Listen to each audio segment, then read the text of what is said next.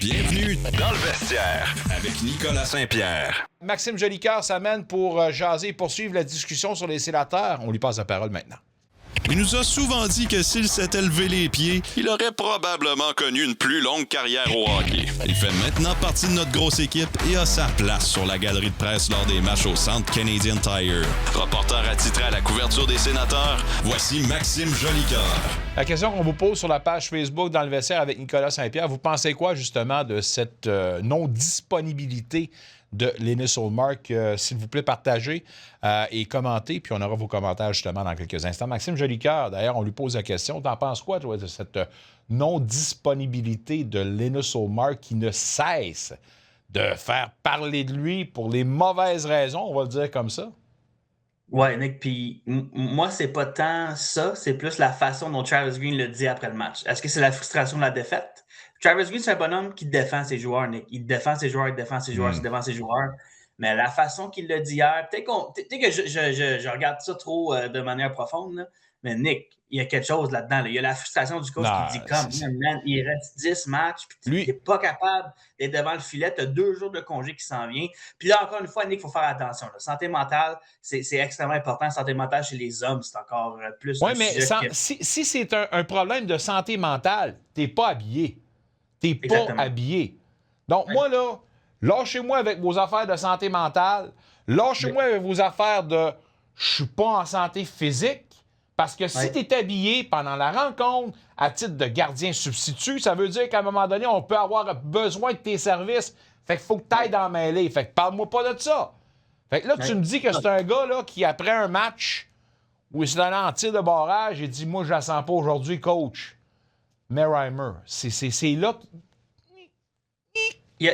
Pour moi, ça revient à quel point est-ce que tu aimes jouer au hockey. Je comprends que c'est ton travail, puis c'est une autre chose. Mais là tu es dans les matchs que quand tu es jeune, puis tu veux jouer dans la LNH, c'est les matchs que tu veux jouer. C'est ces matchs-là, Nick, que tout est sur la ligne. Demain, si les Sens perdent, là, on parle de... ça va prendre toute une fin de saison pour faire les séries. Et là, tu dis que là, on a le Lightning à Tampa Bay. C'est jamais facile de jouer dans cette arène-là en Floride. Là, tu dis, OK, on n'a pas de Victor Hedman, on n'a pas de Nikita Kucherov, on n'a pas de Nick Paul qui sont dans l'alignement.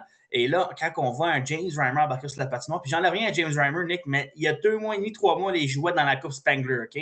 C'est une grosse différence de jeu, puis on l'a vu. Sur le but gagnant, James Reimer, un peu plus, il était dans son filet, il avait tout le filet ouvert à l'adversaire, mais encore une fois, la frustration est légitime. Puis j'ai vu beaucoup sur les médias sociaux, vous êtes donc même méchant avec Linus Ullmark. Non, c'est un gardien de but qui fait 8 millions, plus que 8 millions US par année, puis il n'est pas capable de te donner 50 matchs par saison. Il y a un problème qui est là, Nick. Il y a un problème là, sérieusement. Puis du côté Steve Staios, si on ne fait pas les séries chez les sénateurs, il faut que tu fasses une analyse. Là. Qu'est-ce qu'on fait? Est-ce qu'on rajoute son contrat? Qu'est-ce qu'on fait? Parce qu'en ce moment, il y a 42 matchs. Écoute, Nick, c'est cher du match payé là, pour un gardien de but. Là, il reste 2 ans après la prochaine saison, après cette saison aussi. Exactement. Ouais. Moi, je me dis, écoute, tu calcules ses matchs, tu le divises par son salaire, tu te dis, moi, t'as donné, c'est pas une bill du Costco, là. Hein? C'est pour sérieusement, là, tu payes cher pour un bonhomme qui, l'année passée, on va dire, Nick, moi, je pense qu'il y a une séquence de 9 à 10 matchs qui a vraiment été incroyable, qui a propulsé les Sens en série. En série, il a été très moyen. Puis cette année aussi, là, on parle de peut-être 3-4 matchs, le match à Détroit qui a été incroyable. Mais sinon, il y a quelque chose qui se passe qui est vraiment pas positif pour les Sens. Puis encore une fois, là, je sais la question santé mentale, il faut faire attention, mais moi, je pense pas que c'est ça. Je pense que c'est un bonhomme qui voulait se reposer. Puis là, encore une fois, tu laisses 2 points sur la table après avoir mené 2-0 à Tampa Bay. C'est dur de comprendre. Puis pour moi, la frustration des partisans des sénateurs est très légitime. Puis t'as raison là-dessus. Puis c'est aussi simple. Si tu veux enlever de la pression sur ton gardien après tout ça, là, tu fais un communiqué ou le coach qui passe devant son média maison, il fait une déclaration pour aider à assouvir un peu la pression. Aucune défense aujourd'hui, puis encore moins ses commentaires. Alors moi, l'affaire qu'il est peut-être frustré, oui, pas de problème, mais ça doit être aussi une partie de la frustration du fait que ton gardien t'a dit avant le match « Pas à soir, coach. » Hey, c'est dur à avaler, ça, là. Puis pas pour le coach, Nick, pour les joueurs. Tu dis, voyons, comment ça, tu t'en viens pas sur la patinoire avec nous autres à la guerre? Pourquoi c'est nous autres? Faut qu'ils fassent tout en ce moment quand on t'a besoin dans le filet en ce moment, Linus. Puis tout le monde a mal en ce moment. Là.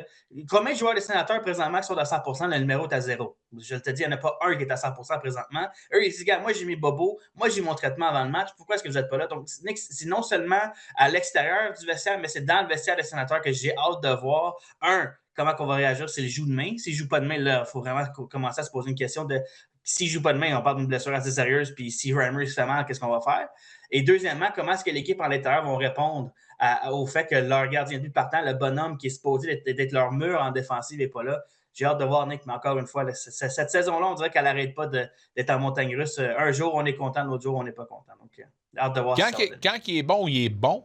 Puis il n'y a personne qui peut reprocher le fait que Hallmark, à son retour, depuis le retour olympique, solide. Et une des raisons pourquoi l'équipe connaît un si beau rendement. Mais comment peux-tu te fier à quelqu'un qui, du jour au lendemain, lui, va dire... Peut-être que je vais encore trop loin parce que je ne connais pas toute l'histoire. Mais l'impression qu'on a, permettez-moi d'y aller dans ce sens-là, c'est que là, pas de trouble, on est red hot, puis non, du jour au lendemain, moi, là, aujourd'hui, je la sens pas, puis ça devient lourd un peu du fait qu'on semble beaucoup trop se concentrer sur un individu de cette vestiaire-là, alors qu'on devrait peut-être parler d'une façon globale. Et tu sais, en tout cas, peut-être c'est moi qui... Peut-être encore une fois, c'est moi qui va trop loin dans ça. Mais le spotlight est tout le temps sur lui pour les mauvaises raisons, on dirait. Non seulement Spotlight, tu sais sur qui, là? On n'entend pas beaucoup, mais le capitaine, il a manqué 2 échappées énormes dans les 2 derniers matchs, on va le dire. Contre Pittsburgh a manqué et ça en a laissé un point sur la table. S'il fait ce but-là hier à Tampa, Nick, pour moi, 3-0, ça change la game à 100%. Les affaires de même qu'on devrait parler. On ne devrait pas parler. Tu vas blâmer le capitaine pour avoir raté son échappée? Non, 0. Présentement, la conversation, si tu regardes les 2 derniers matchs, quand tu veux analyser, tu veux décortiquer le match, tu te dis, hey, regarde, le 7, il a manqué 2 échappées qu'il aurait vraiment pu changer. Un aurait donné la victoire, puis l'autre donnait une avance de 3-0 contre Tampa à Tampa Bay. Puis l'arrêt qui a justement donné le momentum à Tampa Bay, puis on ne l'a jamais eu. Mais je ne blâme pas 7 pour les défaites, Nick, mais je dis c'est de ça qu'on devrait parler. Pas d'un gardien de but qui ne veut pas être devant le filet. Il reste 8 matchs à la saison, 9 matchs à la saison. Pourquoi est-ce qu'on parle d'un... Notre goaler veut-tu être là? Voyons. C'est pas une ligue de garage, Nick, où est-ce que tu dois chercher un goaler à 11h, là. Pas drôle, pareil. On l'a tous vécu, ça. C'est abracadabrant comme situation.